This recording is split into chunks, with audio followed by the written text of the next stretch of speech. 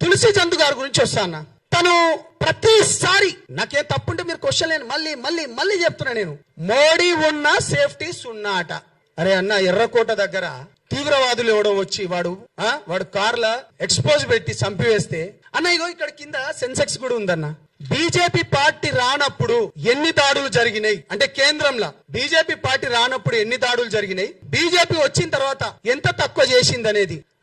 ఇప్పుడు టెర్రరిస్టులు మన పైన దాడి చేస్తే నువ్వు ఇక్కడ ఉన్న ఇంటెలిజెన్స్ రిపోర్టర్ కూడా మోడీ ఉన్న సున్నా. దాని తర్వాత ఏంది, పహల్గామ్ దాడి జరిగితే మోడీకో బోలో, ఇంకేంది పహల్గామ్ టెర్రర్ అట, మోడీకో బోలో అట. అరే మన పక్కనున్నోనికి అన్న, మీ అందరికి తెలుసు, మీరందరూ ఉస్మానియాలో అన్న, మీ అందరికి తెలుసు, మన పక్కనున్నోనికి తెలియడానికి ఏమైనా అయితే మనం ఉరికిపోతాము. నువ్వు ఇండివిజువల్ జర్నలిజం పేరుతోని నువ్వు ఏం మాట్లాడతావు తులసి చందమ్మ?